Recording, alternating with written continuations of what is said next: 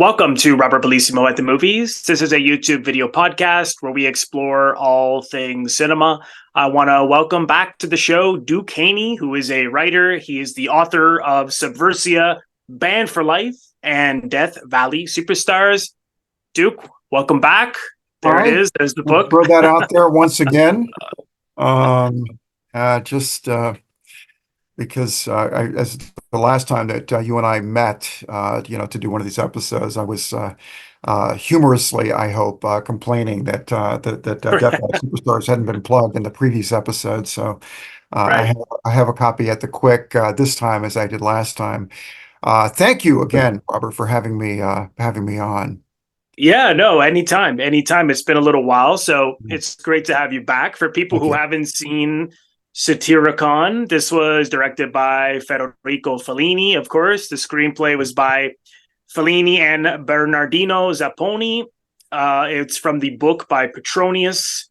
And I'll name some of the cast. It's a pretty large cast. Martin Potter, Hiram Keller, Max Bourne, Salvo Randone, Capucine, Mario Romanoli, Magali Noel, and the plot. Well, this is impossible No, to describe the plot can be reduced very to nothing. But I actually think what it says on IMDb is probably the Oh, God. simplest and makes the most sense. A series of disjointed mythical tales set in first century Rome. I don't Mythical know how tales. else to put it. No, God, that makes it sound like the ancient Roman version of the Decameron.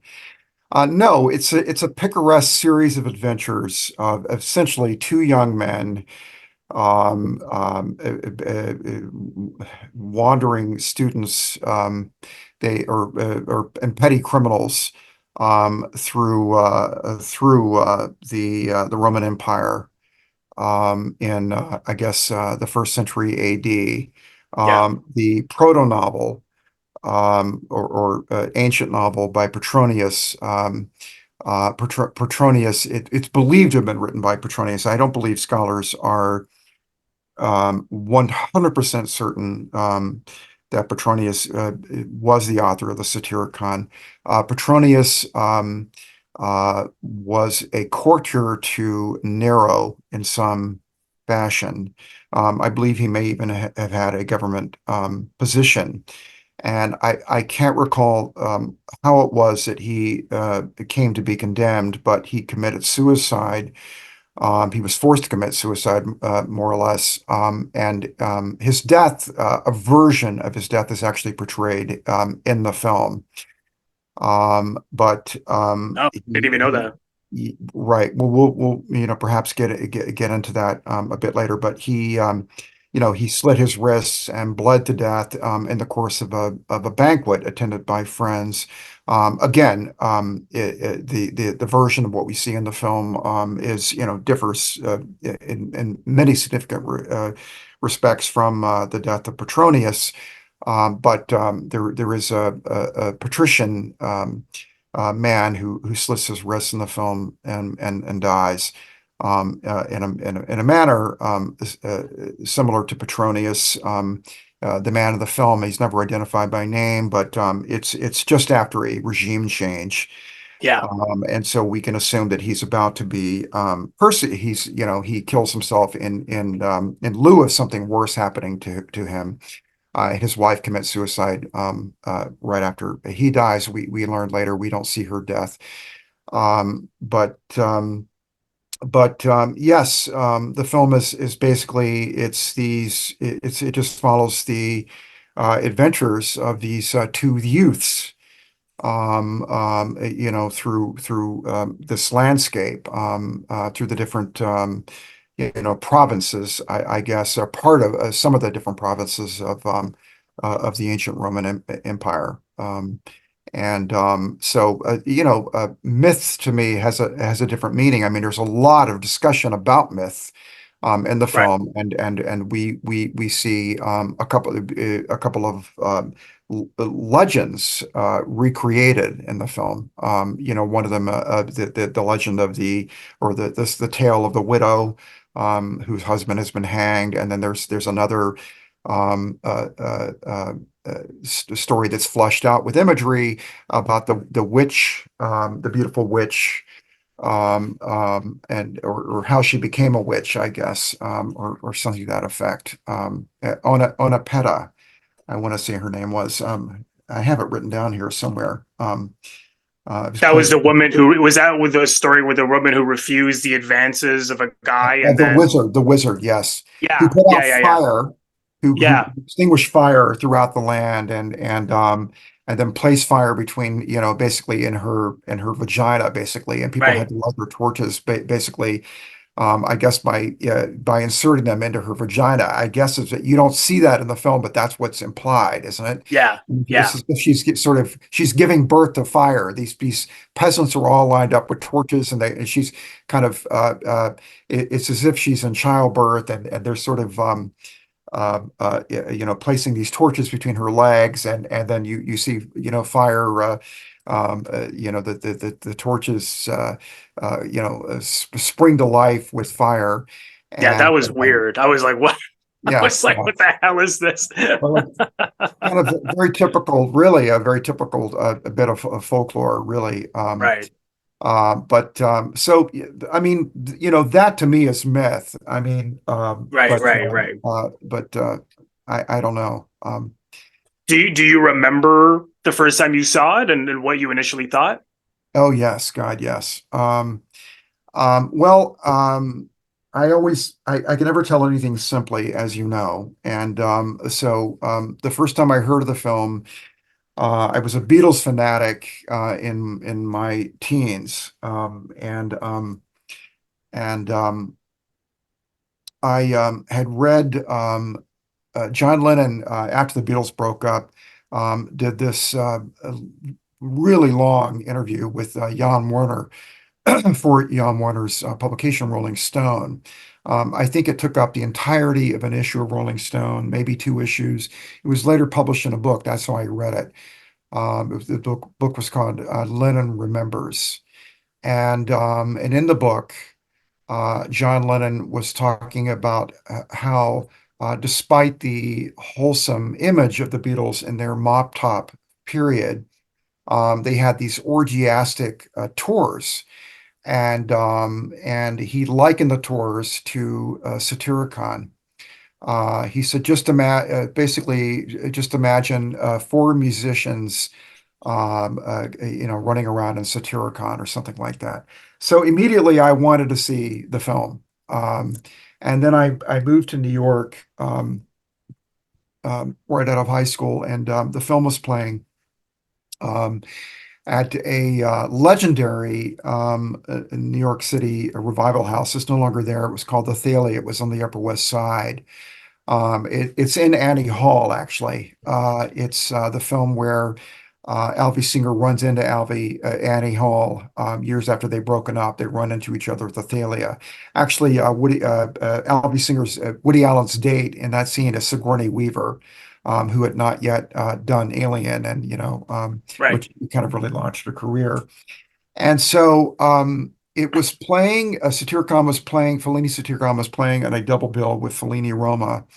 And Fellini Satyricon showed first. So that was the first Fellini film I had ever seen. And I had never seen anything like it. It's picaresque, it's fragmented. The novel is thought to have taken up three volumes originally, and all we're left with are fragments because I guess I mean, this is often the case with ancient literature that the only extant original copy, um, uh, papyrus copy scroll would have had holes in it. And so there are portions missing, and sometimes only a fragment of a phrase is there. Sometimes there will be a whole, lengthy passage that's left intact. And so there are only fragments of the Satyricon that remain. And supposedly this is part of what attracted Fellini to the material, was that it was fragmentary. Yeah. And so the film replicates the fragmentary nature of the original source, although Fellini took from the original source really not very much. He took a few of the characters, including the principal characters, whose names are a little different in the film than they are in Petronius.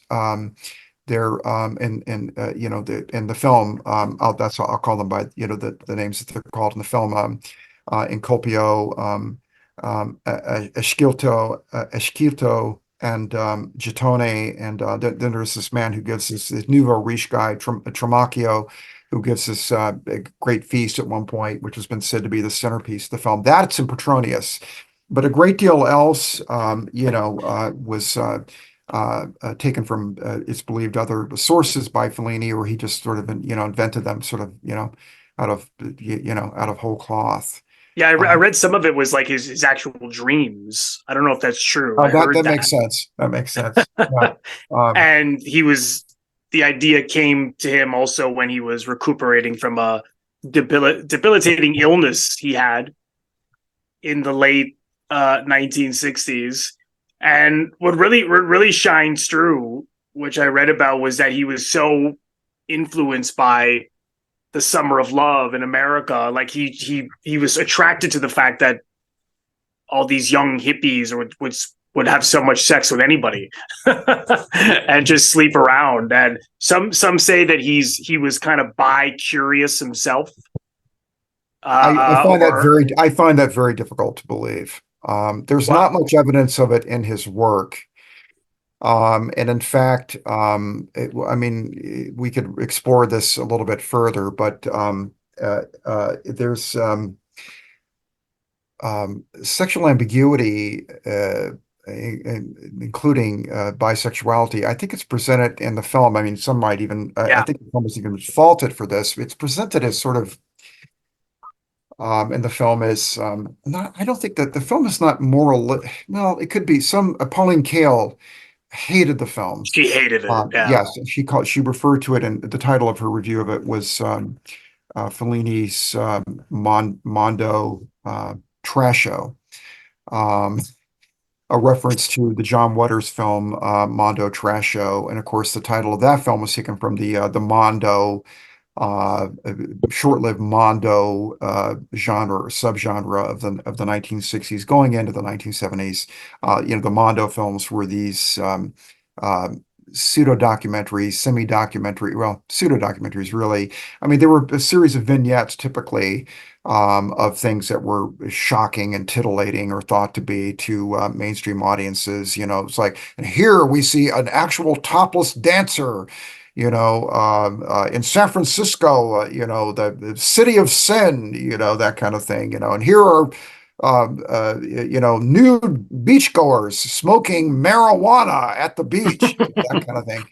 And, it was a great camp. And so therefore, of interest to someone like John Waters. And so I haven't read the Kale review, but I think that she felt that my understanding of the essence of what she wrote was that she felt that unwittingly that Fellini his mindset about the ancient world was unwittingly similar to that of Cecil B. DeMille, who made all those trashy Bible epics, even or not just Bible epics, but sword and before there was sword and sandal, really. I mean, he made did his versions of sort of some of the great stories of antiquity, Cleopatra, for example. Often with a bath scene, by the way. Cecil B. DeMille in his earliest career was notorious for his ladies in the bath scenes. Um, but um, there was a kind of uh, uh, immoralism about pagans. Anyone who wasn't a Christian, I guess, in a Cecil B. DeMille movie, or who wasn't at least in the Judeo-Christian tradition, like Moses. That pagan culture was full of sin. And it's been said that the Catholic Church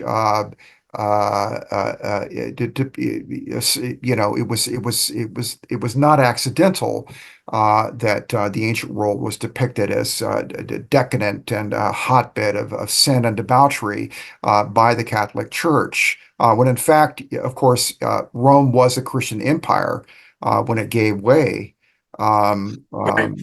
When it fell, although it fell gradually. I mean, yeah, I think popularly it was sort of sacked, and that was sort of the end of Rome. And in fact, it was a slow decline. And one could even say that in a sense, it just sort of transmuted into the Catholic Church. The Caesar, sort of transmogrified into the Pope, and continued to exert this enormous influence over basically basically all of the holdings of the Roman Empire up until the Reformation, when regions and countries in Northern Europe began to fall away from the influence of the Catholic Church. But I don't know about there is some. There are definitely, maybe there is some moralism. Definitely, there is some moralism in Satyricon, and I don't know. I don't feel that it casts this great shadow over the film, and in terms of the way that sexual ambiguity is portrayed. It definitely it seems to be associated in the film with decadence. At one point we see there's a regime change that goes on in the film. I mentioned that earlier, and Yeah. the Caesar is portrayed by a woman. Essentially, as a woman in drag. Right. It's this the Caesar is this sort of androgynous figure who commits suicide, by the way, and then Yeah. is stabbed by others. And then we see the new Caesar very briefly, and he's in the armor of a soldier. And he actually looks quite paranoid because he already we know, we can tell that he suspects that what should happen to the late Caesar is probably going to eventually happen to him, because there's this constant regime change that's going on. But because he's portrayed, he's seen in the outfit of a soldier. He's this presumably this sort of masculinity is sort of more is more stabilizing. I mean, maybe that was sort of the idea of those who sort of toppled the emperor, the Caesar before, and made this other guy the Caesar, because he is a more stable figure, because he lacks this kind of androgynous aspect of the fallen Caesar. But this was the first time I'd ever seen it. I had never seen it before. So I watched it. Well, I didn't know what to think of it the first time around. But I was sort of, it puts you in a certain trance, because those images are so surrealistic and grotesque and beautiful, and the sound too. I mean, that one scene where he's fighting the gladiator with that guy with that big mask on, looks like a big bull mask or something. Minotaur. Yeah. Yeah, and all that, the chanting and from all the people watching, and the wind, the sounds of those strong winds. But very soon I realized, okay, this is not meant to make sense. This is not supposed. It's meant to be a total dream.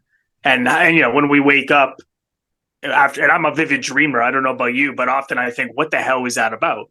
They're not really meant to just make perfect sense. Not that the whole thing is just nonsense, but I guess people can take. I've just read wild. I mean, we were discussing before recording. I know you said you don't like to look too much at reviews, But in this case, I was intimidated by the film to review it because I was like, I don't know what to say. So I did do a deep dive, and it was interesting. People just had wildly different interpretations and views on the film. Did you read? I liked Ebert's. I liked Ebert's review. I don't know. I I know didn't you read said it. you didn't read too No, many of them, but no, he I didn't said I read just them except yeah one. he said I just wanted to read a couple of things. He goes, it's a series of masters and slaves in moments of grotesque drama and lurid fantasy. And then he goes on to say Fellini Satyricon is always described as a film about ancient Rome, but it may be one of the best films about the summer of love, not celebrating it, but displaying the process of its collapse. What is fun for a summer can be hard work for a lifetime. I thought that was an interesting quote because we do see all this people having fun and this freedom and women kissing women or tongue kissing and men having sex with men. But at the same time, the backdrop seems to be like something out of Dante's Inferno. It's just dark. It's like these hellish images, uh, dark red, dark brown. So it sort of contradicts the way people are behaving sometimes. So I did think that was interesting. It's like a celebration of that free love, which Fellini was attracted to, curious about, but maybe at the same time, he sort of doesn't trust that can necessarily last. I don't know if that was anything that resonated with you. That was just a takeaway from me. Well, I thought quite a bit about the film in that way. I mean, the film did appear um, at a moment. Uh, there was a revival of paganism.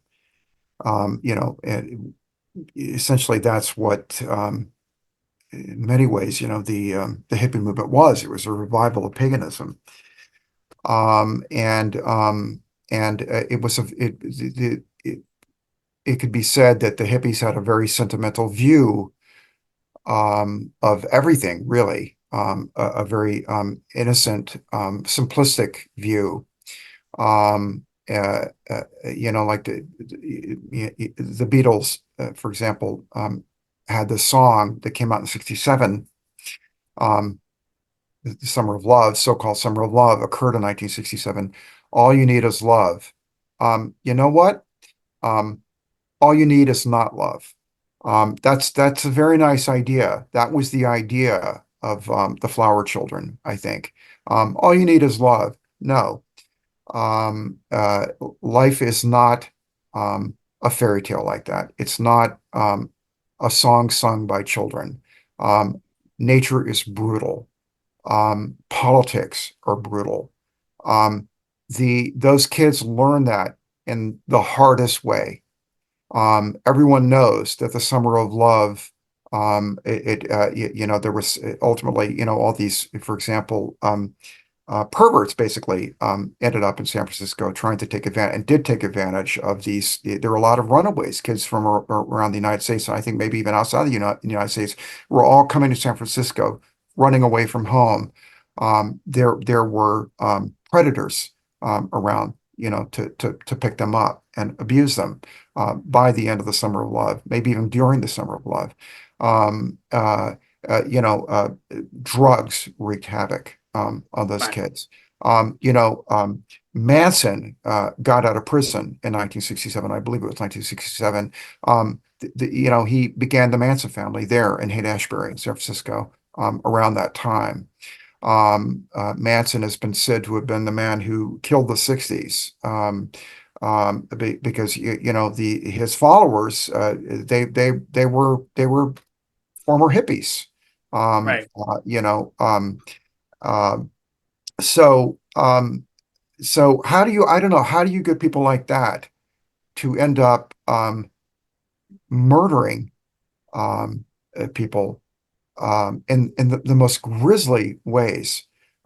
Those murders could have been, almost in Satyricon. The Manson murders could have been a Satyricon.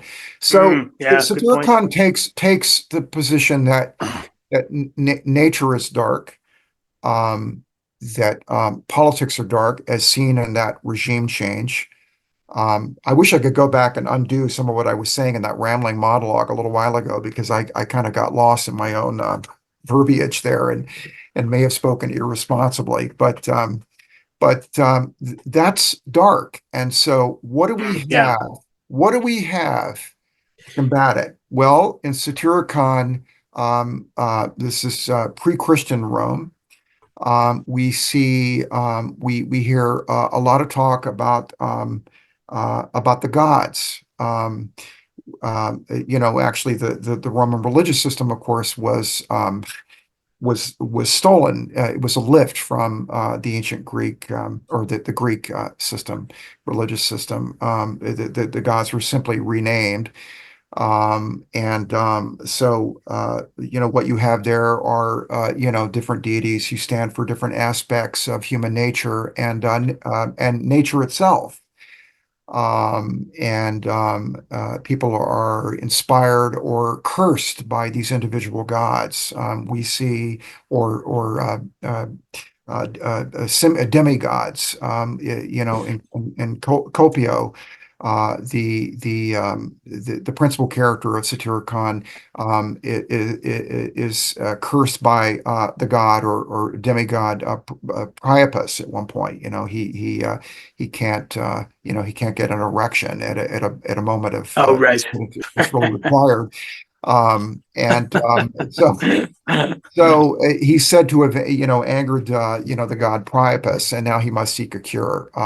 So you make these have so people are seeking, they're invoking the gods, to save them from the forces of barbarism, the forces of nature from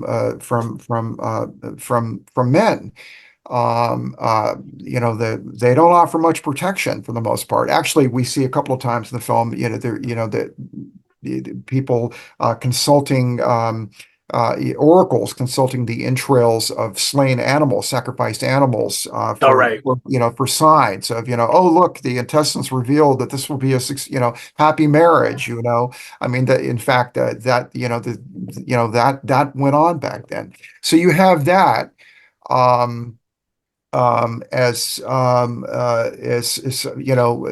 some is some hope for barrier against these forces. But what the film is saying that this is no barrier against barbarism, but the ultimate pleasures of life, um, um, reside, or the greatest, reside in nature, in nature at its best, the pleasures of the body, but also in art, and art Yes. is presented in the film as something in decline. It's been in decline since Greece. We have this Yeah. He poet, talks about the poet, right? He talks about in the art gallery, right. talks about how no one can paint or create great art anymore because everyone's corrupt and greedy nowadays. Yes, exactly. Yeah.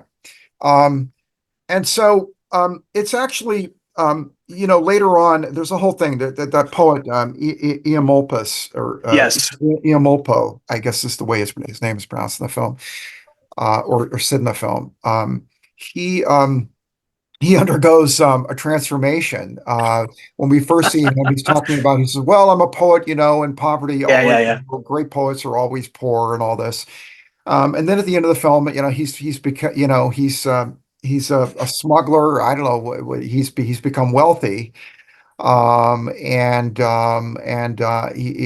has sex slaves, carrying him around in a litter, or Well, he's wives. sort of behaving like Trimalchione. Pinocchio, yeah. Yeah, Yeah. who was the one who put him to death earlier? Was well tried to it Tried to, consigned him to be anyways. burned alive in the ovens. Yeah, yeah. But And he he was hated that merely guy, and then he tortured by becomes this. Right, exactly. He becomes exactly what he yeah. became. So he himself is corrupted by wealth, uh, Yes, yes. and at the end of the film, and he recognizes it as corruption, but it's a sweet corruption. But I think that art and poetry are presented in the film as sort of the ultimate virtues.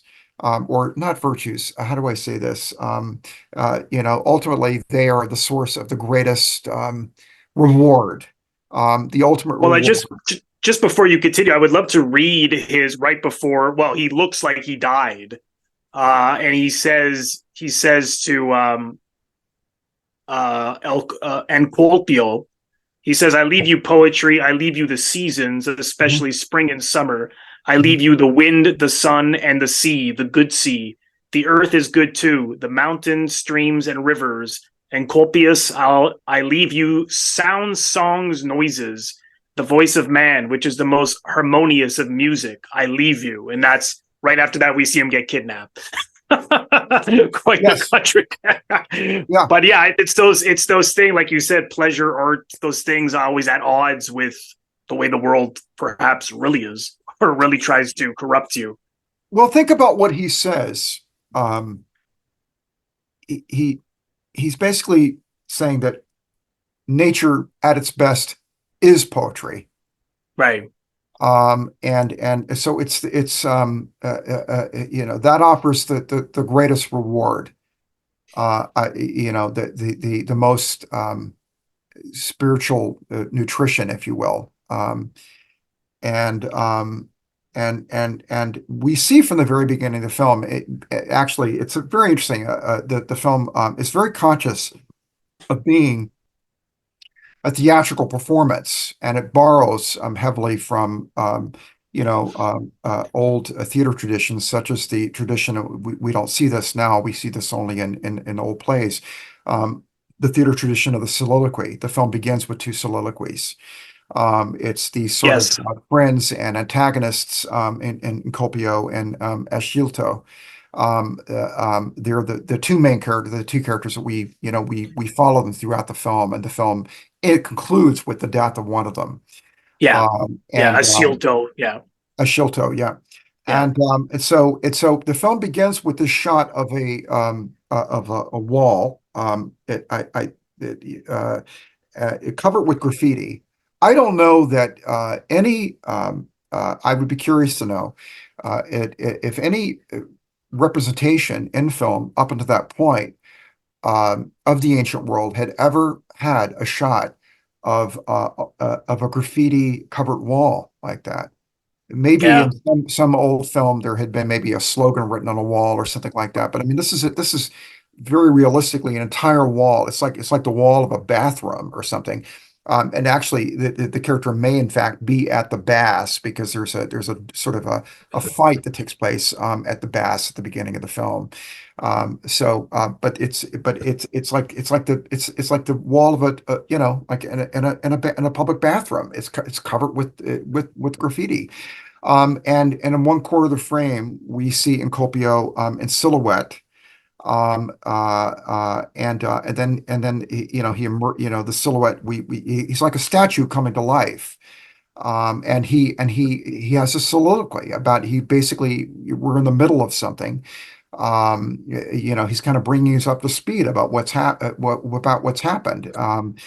He says that he has been exiled from his country. Apparently, he's run away with his friend Schilto, Yeah.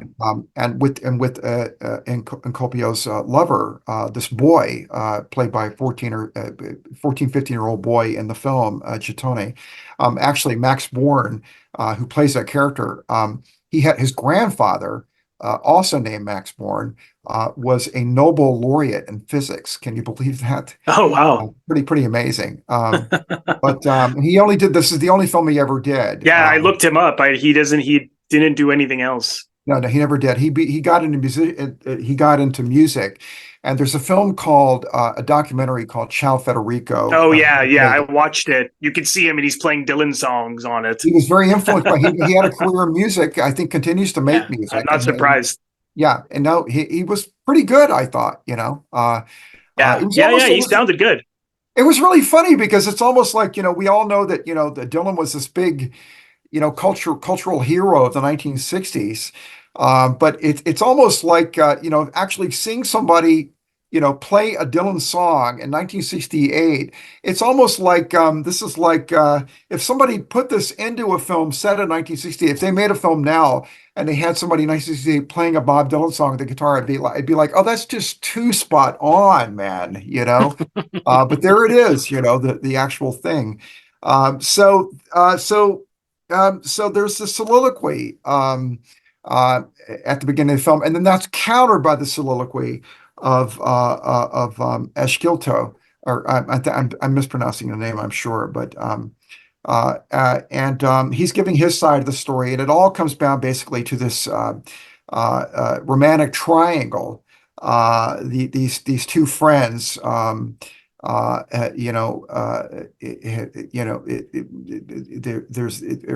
have basically fallen out over this boy, Gittone, who was the lover of Encolpius, and then it's implied that Asciutto has raped Gittone. He more or less says it, and then sold him to an actor.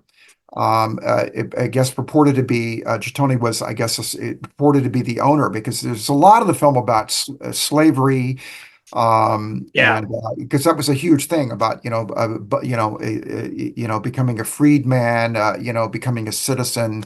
I guess you could purchase citizenry, if you were a slave, you had enough money. Actually, Encolpio says at the beginning of the film that Asciutto hoard his way, out of slavery. Basically, he, more or less, it seems to be saying that Asciutto, bought his freedom with the earnings of, hustling, essentially.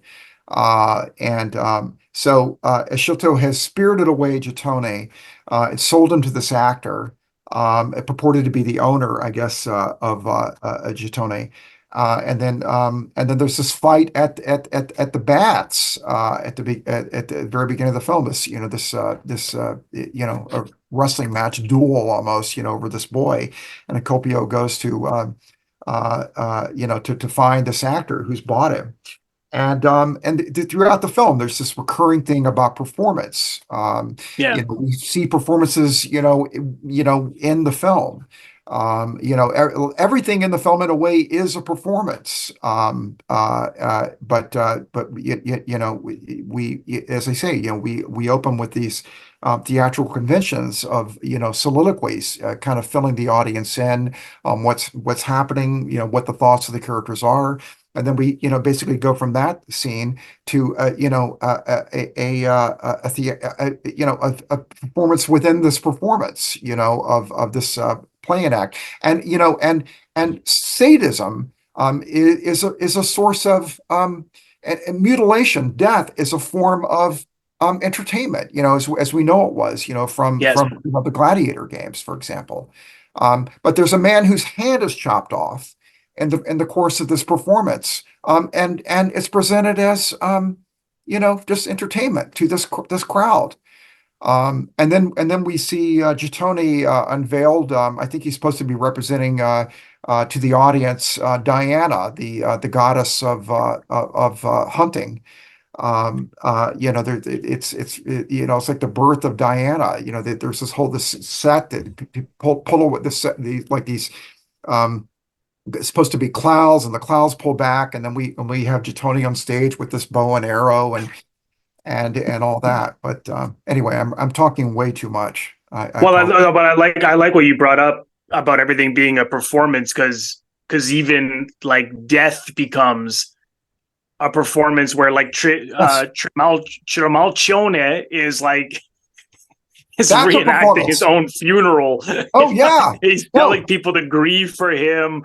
And one could even say that Emopo, when he dies at the end, and he wants everyone to eat his corpse. I mean, there's something like this, like these odd eat it in public, he says. Eat in public. There you go. But there's a lot in the film too about humiliation, and so but the people that he has, he has eating his corpse are he sees them as having corrupted him. They're corrupting influences. Right. ultimately because of how he he's himself, become. Yeah. right, exactly. But Yeah. it's specified in his will that they have to tear his body apart and eat the flesh in public. Yeah. So that's a performance. Right. The scene of the labyrinth with the Minotaur, it's dreamlike, but it isn't a dream. That's a performance. I mean, that's part of the it's announced part of the um, festival of the god Mirth. And I think it's a reenactment of the death, the killing of the Minotaur by Theseus. Or if I'm Theseus, or maybe I can't remember the name quite, and then that, and then basically Encopio is spared death by the Minotaur due to He his pleads charm, mercy. his Yeah. oratory. He kind of makes a case for himself, and the Minotaur removes this bull head and basically says, well, let's, look, that's fair. He's an educated guy. I mean, that isn't cowardice. I Right. want to spare him. And so he's given permission to spare Encopio, and then he like hugs him, and then Encopio said, "Well, here's a reward. Go copulate with that woman over there." I think he's meant to be a sacred whore. So he runs over and he can't perform. I mean, Right. Right. Right. even sex is like intercourse, sexual intercourse is a public, it's a performance. Yeah. He fails Yeah. the performance, and that kind of Right. kicks off the last leg of the film, the quest for a cure for his Yeah. impotence. And yeah, he is saved by Earth Mother Well, later on. that's a very interesting thing. I mean, it somebody I read the one review. It's more than a review. It was written for I think it was a magazine, now website, maybe both, called Bright Lights. I think it was written by somebody named Gordon Thomas. Uh, should Mr. Thomas be apprised of this review? I'm sorry to say that I don't know more about you, but it was pretty interesting, and he raises the possibility. He doesn't insist that this is the correct interpretation in his essay. It's more an essay about the film than a review, strictly speaking. But he raises the idea that in a sense that the film tracks Encopio's uh, uh, journey to basically, I guess, in the beginning of the film, from homosexuality to heterosexuality. Because the only sexual acts, I mean, there is actually, and this would have been, I don't know that any such thing had ever appeared in a film up until this time, but I mean, there's a lovemaking scene between Encopio and Gittone, that we Yeah, see. at the It's beginning. not very graphic, right? But I mean, Right. had that ever been Yeah. portrayed, so nakedly, I don't think so. Not that I can think of. no, I don't think it ever had been. So you see them making love. It's not very graphic, but No. at all. But um, for that time, I mean, that would have been very, very dark. Shocking. Yeah. Uh, and and um, and then later there's a bit where Encopio and Eschito happen upon the house where this couple has committed suicide. Right. And they have freed their slaves. The slaves have now all gone off with the children. This is in the course of this regime change, and the aftermath of this regime change. And again, I think the husband is meant to be kind of a version of Petronius. And so they're kind of running around this house because these were wealthy people. And they're kind of enjoying, luxury, because I mean, they're these poor boys, who, one of them we know for sure has, is literally has hustled. They have, only recently you know, been free from slavery all over again because they were aboard a slave ship. They were, you know, they had been captured and you know, we're going to be taken to the Caesar, I guess. You know, the Caesar, you know, that we see deposed. You Right. know, you know, to be used however the Caesar, you know, wished to use them. We see that their captor, you know, is literally, you know, killing slaves on the ship, in these wrestling bouts, and then Yes. falls in love Yes. with Copio by wrestling with them, and then marries him. Um, That was so weird because he's like this tough gladiator type, and then when he gets married, like he just comes out in drag. And I yeah, thought, is he commenting on like the extreme well, that masculinity and gets then the sort of exactly. extreme No, well, feminine? that gets back to what I was saying about, you know, how maybe, you know, maybe there is something sort of, it could be said, you know, moralizing in Fellini's view of s sexual ambiguity. You know, that androgyny seems to be, you know, I'm not saying this in any, you know, definite way, because I'm now thinking of a way that the film contradicts that. But androgyny seems to be associated a lot in the film with corruption, with decadence, and so on. You know, tinged with evil. Let's just put it that way. So yes, you know, after this episode where the slaves were emancipated, you know, from the slave ship, in the course of this regime change, Encopio and Esquito run away, and they're roaming around this luxurious house, and they come upon this this slave who is still living in, I guess, basically in the basement of the house. This Yeah. attractive young, you know, black girl who's running Yes. around topless, actually, and it becomes this whole sort of, it's a beautiful sequence. I think you see reflections in the pool, and you know, waving, and the reflections of the people waving in the water and all this. And the three end up kind of tumbling around in this pool, and then they end up in bed together. And then it's really funny. At the moment when it would appear they're, you know, the boys are going to make love to this you know, very attractive girl. They actually seem to be more interested in each other. She actually bursts Each into other. laughter on seeing it. Yeah. Uh, Yeah. Yeah. so that's the only time up until the point, if you know, if I'm right, that's the only time in the film up until this sort of forced public sexual performance with this sacred horror at the Festival of Mirth, that I think that we've seen Encopio attempt to sexually engage with a woman. Earlier, you know, as I say, it appeared that he was, you know, he and Esquito were more interested in each other, you know, finally, than they were in the girl. And It's then almost like he's being forced to be straight. Basically, that was a possibility I saw with the mother.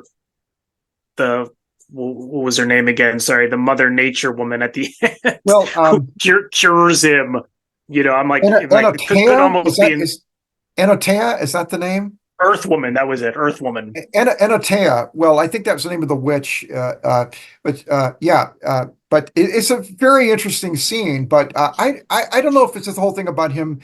I don't know. We could really get into that, but basically, I mean, my God, I mean, who wouldn't fail such a test? I mean, if you've just, you know, been in a fight to the death with a giant man wearing a bull head, and then your life has been spared, And you and could then have sex with you're this saying, woman. "Here's reward. Go have sex in public with this woman over here." And she's Um, so mean to him. She's like, "You're she's soft," and a she's kicking hardened him. creature. Well, for Christ's sake, I mean, this is the, you know, this woman has had sex, we can imagine, many times in public. You know, like the ancient version almost of a porn star. You know, so he's like, go have sex with this porn star in front of like hundreds of people Yeah. now. And so he can't perform.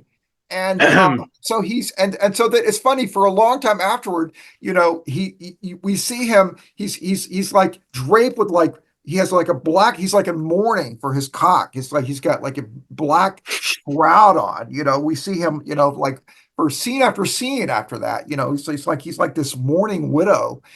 Um and ultimately he's told that there's a witch who can cure him. Antony, I said the name a minute ago. Just called her the witch, and I can't remember the name now, and or even see my own handwriting, and or read it. Pretty sure it was Earth Mother. No, it's no. I hear, for Christ's sake. You're talking about the woman that he's Anatea. linked They to. say her name in the film. Anatea is her name. Okay. Was played by this gorgeous fashion model that period named Daniele Luna, Danielle Luna. And she was beautiful as before she was transformed, I guess, into this witch, giving birth to fire again and again. And there's a whole journey to find her.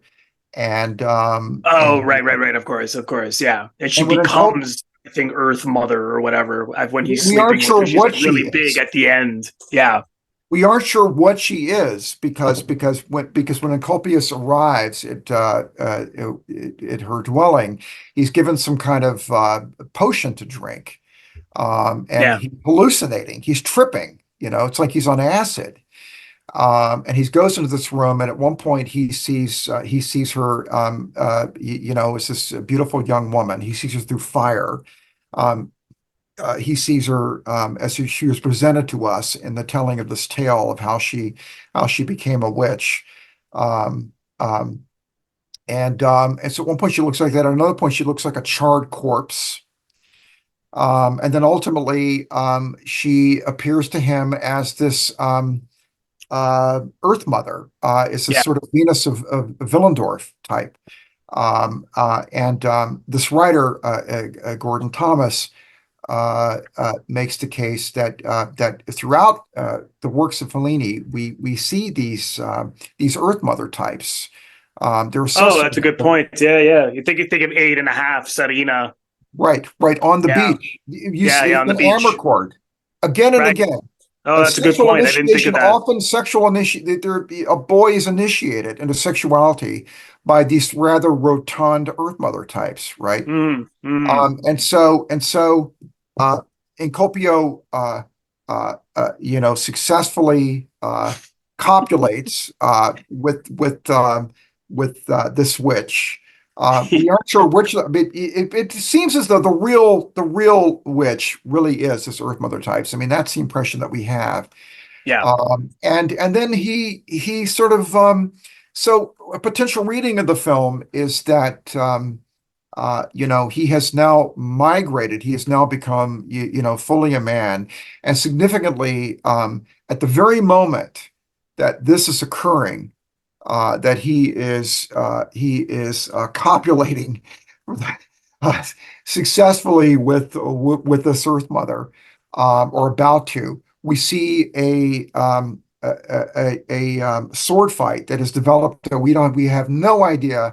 Presumably, there was a barge captain. They because Esquilto and Copio took this barge to try to find this witch, and there's this sort of shady looking guy. I guess we can call him the barge captain or whatever. And we see that somehow they have money. I guess they're given this money by Iamopo. But they have money, and presumably that was to pay the witch, for her services rendered to try to cure Encopio of his impotence, and presumably this sword fight has developed because this barge captain wanted to rob, was going to try to rob Esquilto. We don't know, but we see the sword fight happening, and Esquilto is mortally wounded in the course of this sword fight, and Yeah. he's dying.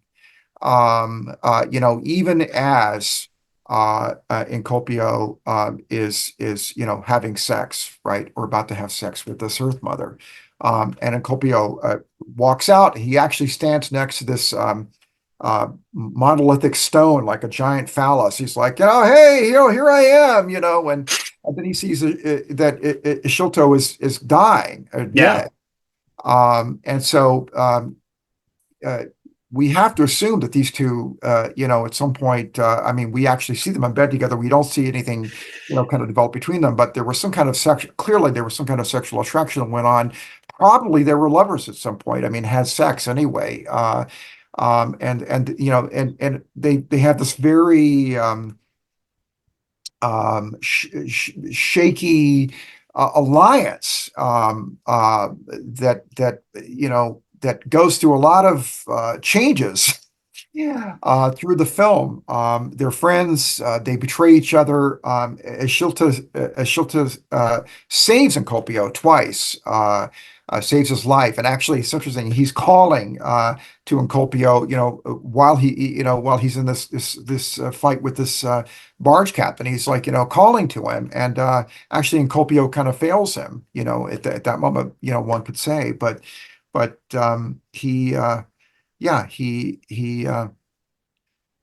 dies at the very moment that Encopio, it could be argued becomes a man, fully a man, at the end of the film. And So also, is the possible interpretation that it's sort of like a metaphor for homophobia? Was that what the writer was getting at? Like he's being I don't think he was getting at that per se, but I mean, he did point out okay.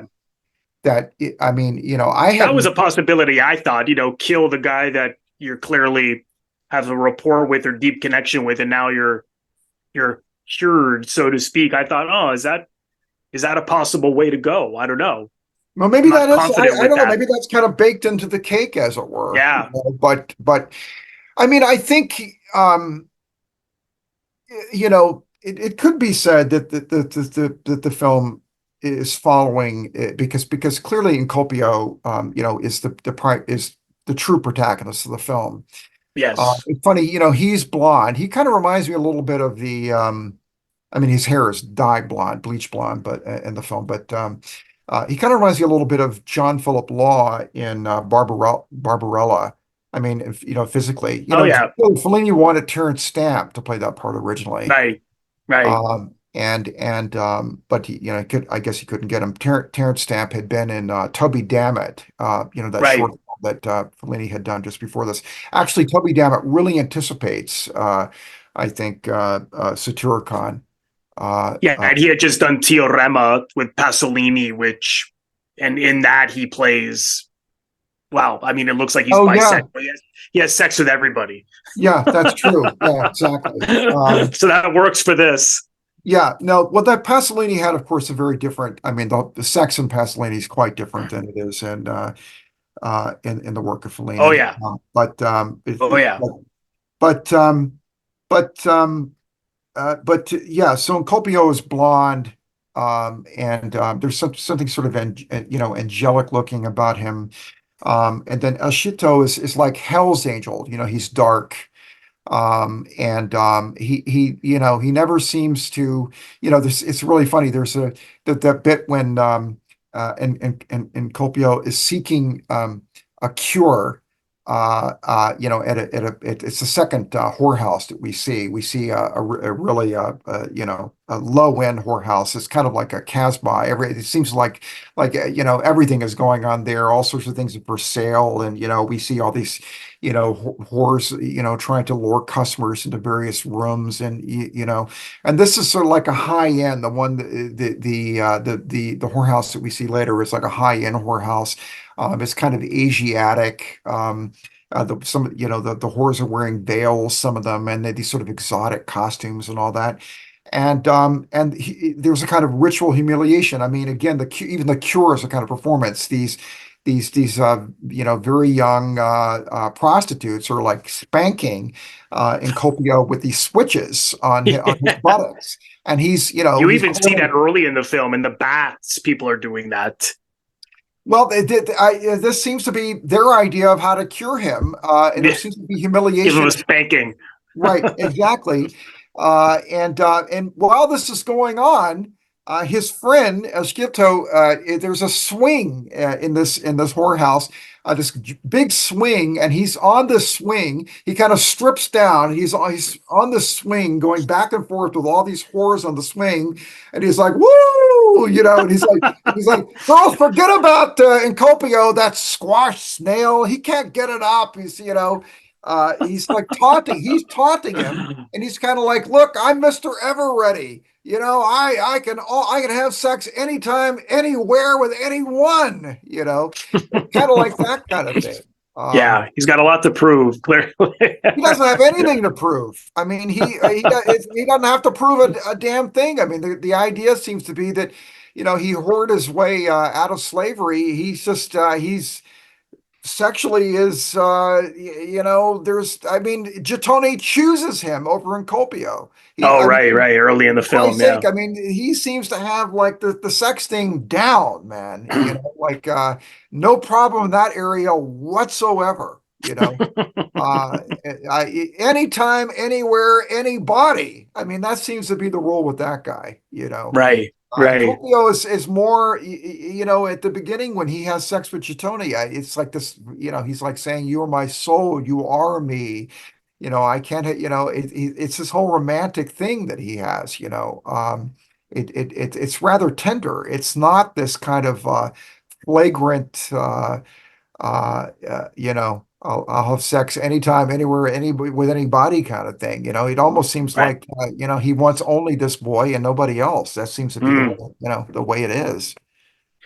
Well, there was one thing that Fellini said that's interesting is every time I watch a Fellini film, I'm like, where does he find a lot of these people? Like the faces are in. He goes, people ask, where did you find these faces?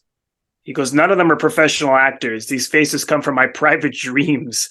I opened a little office in Rome and asked funny-looking people to come in. And one thing I noticed was that sometimes people look right into the lens, and then great. also the dubbing is not synced perfectly to match the lips of the actors. And he got criticized for that, but that was intentional. I would imagine it was all these things to throw you off. It's like these dreamlike images, these surrealistic images. I mean, I sort of like. I didn't really dawn on me. It's just a little bit off. But again, why does it have to make such perfect sense if it's surrealism? That was my view, anyways. I didn't have a problem with it. I don't know if you did, but Well, no, of course not. I mean, I think that the thing is that basically, I think this is true of Italian filmmaking in that period. Period. It's often said that when sound came in with sound films, film sets used to be noisy.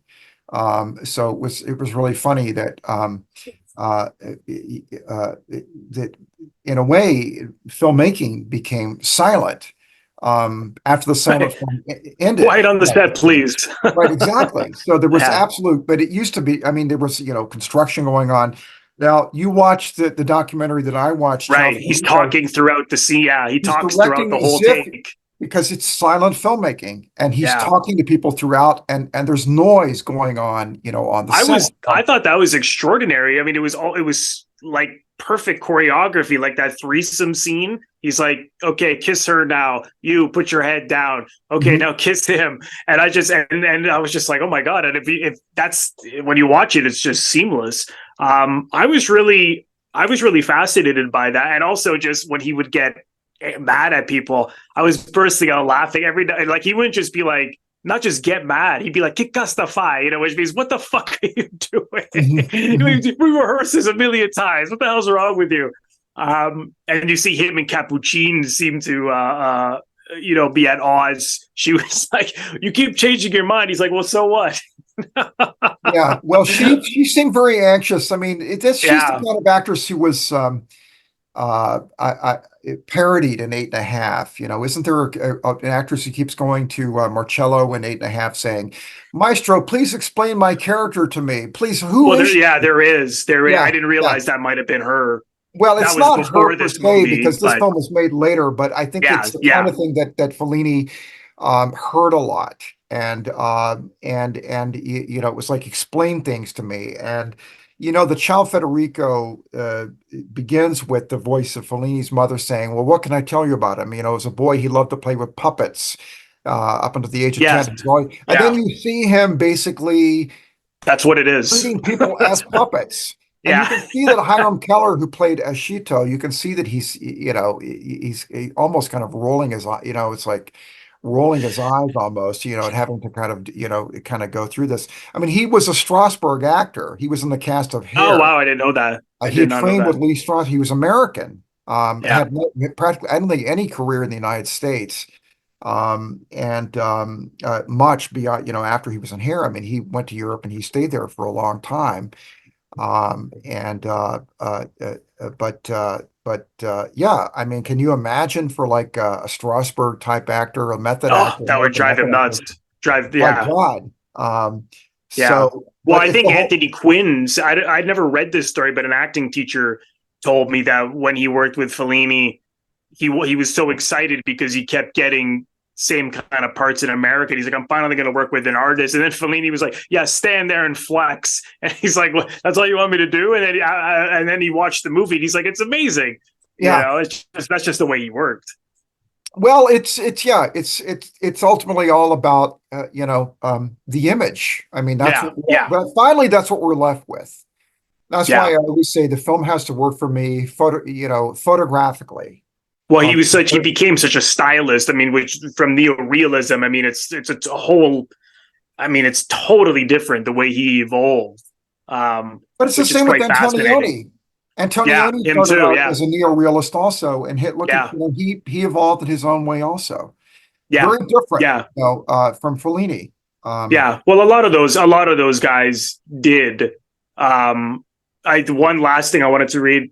I usually don't do this, but I do like what Ebert said. He goes, Fellini is unconcerned with beginnings, middles, and ends, and wants us to walk through the film as through a gallery in which an artist tries variations on a theme. I'm like, yeah, that's how I felt when I was watching it. You do feel like you're just walking through an art gallery. I thought that was really, really well said. Was there anything else you wanted to mention? I imagine you have a few things. Oh, there's a million things. I mean, we could, go on about, I could talk about this film for a long time. I I saw it mean, was one of your favorites on Letterboxd, so I'm not I'm not surprised. I change my favorites on Yeah. Letterboxd all the time. I mean, I've been thinking about this film a lot lately. The reason that I proposed it to you was that I revisited it because I've been trying to write something that has a lot to do with sex and involves Christianity and paganism to some degree. And I was kind of, wanted to revisit the film to kind of, in light of its sort of pagan representations of, sexuality at that time and all and so on. And I was like, boy, this is really good. One thing you had mentioned earlier, now I'm jumping around like I always do, but you were talking about the people looking, they're breaking the fourth wall essentially, looking right at the Yes. camera. Yeah. But Fellini said, as if it were not clear at the end of the film, but he said he was influenced by Roman frescoes. That was an inspiration for him in the style of the film. The family, there were portraits on the walls of Roman houses, of relatives, of families, people on the walls. And ultimately, at the end of the film, there's a moment, I love the ending. There's a close-up of Martin Potter, who plays in Copio. He's talking about his further ventures after he went to sea in a different way. He was a freedman. He went to sea with the freedmen, the former slaves of Iamopo, he says, "Oh, we went here and there, and I heard for the first time the names of these different ports and an island covered with tall grass or something. A young Greek said to me, and it Yeah. breaks And off. It right. ends, and photographic image of him framed against the sea, Yeah. The crumbling walls. reads this. Yeah. and then we see, and then it turns into a fresco painted onto the wall of a crumbled building. So this building, it must have been a big building, um, is in fragments, like the text that inspired the film. We see, four people on one fresco. It's basically Gittone and these, three of the men who, had an interest in him, in Copio, Sciolto, and the actor to whom he was sold. On another wall, we have some of the people associated with Trimalchio, whatever his name is. I can't think of it. And then the final wall, we see the couple that committed suicide, the character that I think was inspired by Petronius himself. And so, this is all that remains of them. These images, which actually would tell if these frescoes, if a modern day person came upon them, wouldn't be able to know, would know nothing about these people. We've seen something of their lives. The audience has seen it. We've seen them, alive, as it were. We know something about them. But anyone who happened upon these ruins would know nothing about them. They're dead. They're gone. They're long gone. They're long dead. But behind them, we see the sea. The sea is eternal, which is quite interesting. The beach, the sea always figures, very prominently in Yeah. film, you know. Well, it was interesting because earlier in the film they find these masks of ancestors and they're sort of making fun of them. And it's sort of like when you see those images of them, you think, oh, all people are going to see is the images. Are they going to become, the laughing stock of someone's joke? I almost thought, well, maybe he's saying it's almost like how the book was found centuries later. Like it's almost like a continuation of storytelling. Like their stories will, but then again, it's just a painting. So how can anyone know a story? So I don't think so, but that's what Well, got I I think got a I kind of parallel is being drawn, Robert. I think a parallel is being drawn between the text on which the story is based, right. and these frescoes, these fragments of a building. All that remains of the building are these fragments, and all that remains of the Satyricon are these fragments. Apparently, it was quite Yeah, a vast work, right. but that's what happens Mm, over time. Is that things are lost. Of course, the people are always lost, and buildings are lost. Occasionally, there's some remnant, as there is here, at the end of the film. But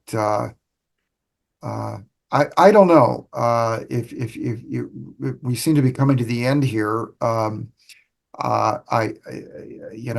It was the first Fellini film I ever saw, um, and I was transfixed. I saw Roma immediately after Fellini Roma. Immediately after, I love Fellini Roma also.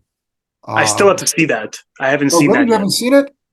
I haven't. Oh, No, it's I've seen beautiful. I've seen everything until eight and a half, including eight and a half, and some in the post eight and a half period, I suppose. I still have to kind of go through every single movie, so it's on my list. Oh, yeah, that's got to be. You got to mark that one down. You got to move that to the top of your list. It's really a Yeah. beautiful film. It's in some way, it's multi-layered. I mean, there's a documentary aspect to it. There are recreations that are, meant to be sort of autobiographical. But it was a great film to see. It was the perfect companion piece to Fellini Satyricon. But I was, a kid when I saw Satyricon, I was just embarking on my adult life, and so there was, I guess, an age identification with the protagonists of Mm, Satyricon. They're just making their way to this savage, barbaric world, right. however they can, using whatever they can. That's another way in which We can view the sexuality of the characters in the film. I mean, sex is a tool for them to be used for survival. It literally saves the life of Encolpio aboard that slave ship.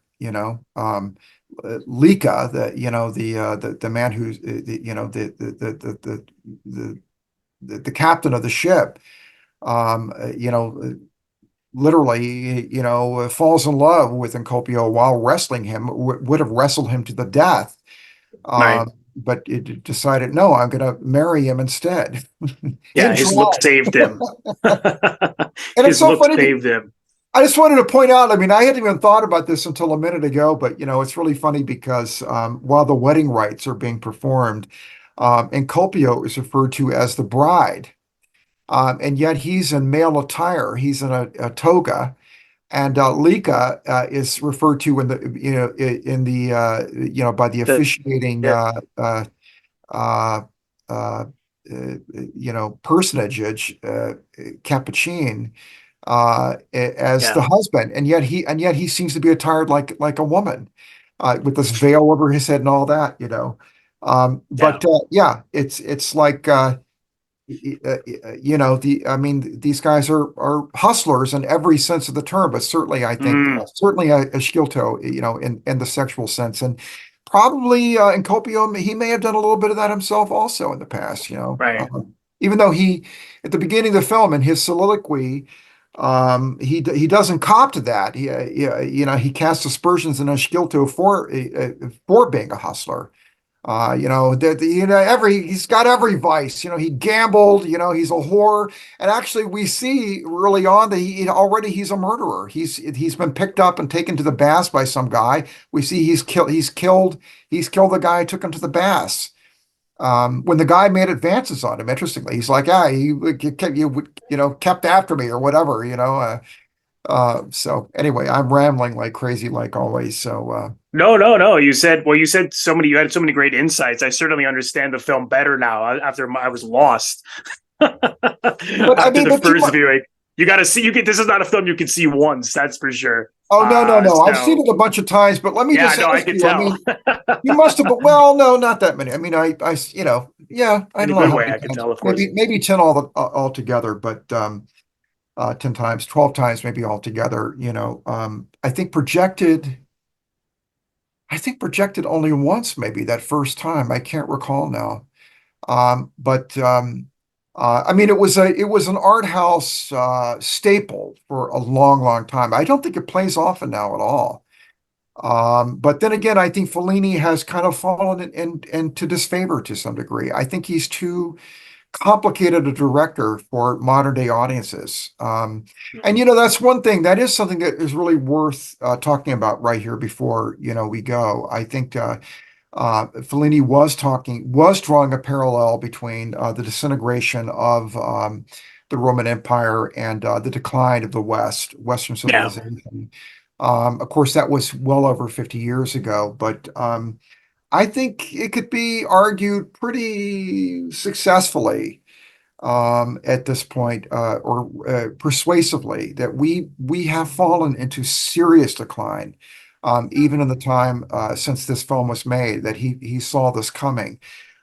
Audiences are by and large, I hate to sound as elitist as I know I will sound by saying this, they're too stupid for someone like Fellini or Antonioni, overwhelmingly now. I mean, the audience for those kinds of films it's really pared down. yeah, People can't be bothered to look up from their phones long enough to concentrate, right. to really take it in. And there's a lot of, there's a lot of ambiguity within these images and all that. I mean, even the fact that in Copio we see him commit murder in a temple, by the way, in the course of the film. It's jarring. It was jarring even at the time. Unsophisticated people even then would have been like, what the hell? I mean, Yeah. Well, I but think nowadays, people like more so, more so. right. That's all I'm trying to say. Well, it was such a big hit at the time as well, but I think that partly, not to take away from how great it is, but partly because people like to take acid and go trip out on it. The Which I'm film not is like surprised. an acid trip, and Yeah, of Fellini course. said at the time that that he was trying to make a science fiction film in a way. I mean, in other words, this is not meant to be as much as I know I mean he had um uh, uh, he had classic scholars, advising him, I think, Yeah, while he was working on the screenplay and on the film, but or antiquities scholars, but it's not meant to be a literal representation, right. the way that, like, these Bible epics made, Hollywood. I mean, I mean, there was a fiction there. They were pretending like this is all accurate or whatever. Fellini makes no such effort to try to persuade the audience that this is how things really were. I mean, it's a highly personal kind of take, Yeah. highly stylized, and I think he's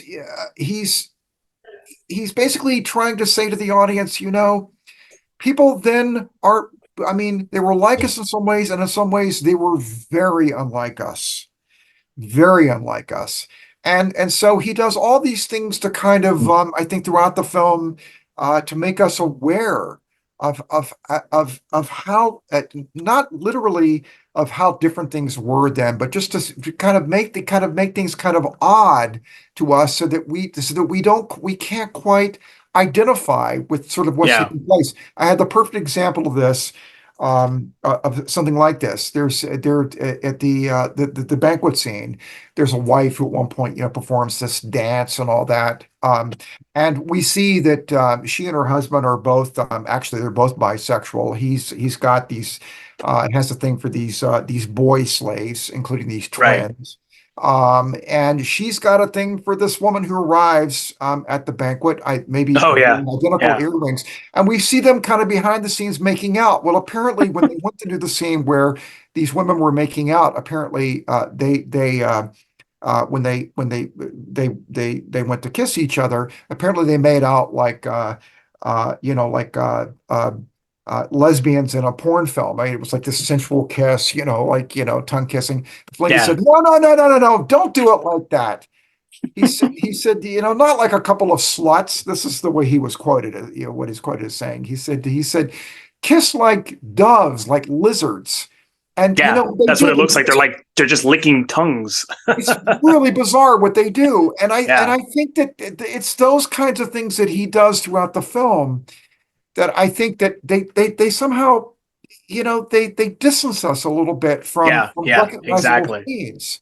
Exactly. So that Yeah. we can only draw parallels between that time and ours to a certain extent, Right. you Right. know? Right. So there are these Yeah. alienation techniques that are, that are baked into the film. And as I say, it is presented in many ways from the very beginning as a performance, as a kind of theatrical presentation. Right. The Inculpio does not address us. He doesn't look into the camera to deliver the soliloquy. He might as well be doing it, beginning. Yeah. Whew. Well, you got Well your work said. cut out for you, Robert. I'm trying in terms of like trying to cut Yeah. this into This will something. be a big job at post, but you've been on many times, so we've done it before. We've done it before. Before you go, the question you hate: where can people find you on social media or get your books? Well, the books can be found. They can be ordered through any bookstore. They can be found, in a number of places, online, I'm on social media. Who cares? I don't really do very much about it. Nobody ever follows me from these things anyway. So I don't care if they do. That's the new line of the day. What's your Twitter handle? Who cares? Yeah, well, I like honestly, that. Twitter, I mean, you talk about things Or contributing X. to the decline of civilization. I mean, if ever, there was a great contributor to the decline of civilization in airtime, it is social media. Number one with a bullet. Right. Right. So I don't think much of it. My thoughts about social media are well documented with my various appearances on your show. Yeah. Yes, find them at the end of our videos. Well, I'll still leave Duke's handles in the description box below. Sounds like an odd thing to say after that, but and his website and get his Death Valley Superstars, his latest book. Highly recommend. And Duke, again, it is always a pleasure, and I'm sure we'll have you back sometime soon. So thanks again for coming on. Thank you, Robert, for having me on. And I hope this isn't too much of a mess for you to cut into something somewhat coherent. Save me is what I'm trying to say. Save me, Robert.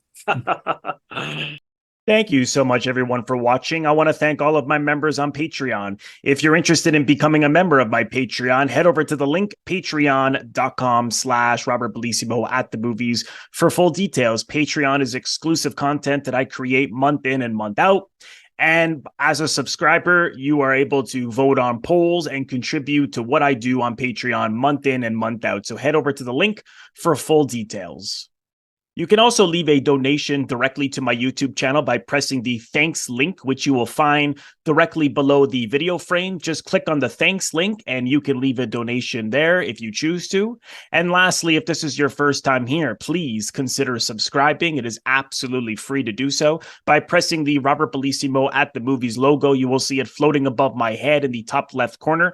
To your top left in just a second, just click on that and then click the bell in order to get a notification every time I release one of my new episodes. Also click the like button and leave a comment below. Let me know what you think of this episode. Also, you can also share the episode. All of these things are what produce traction to my YouTube channel. So I appreciate you watching and thank you again. And I will see you in the next episode.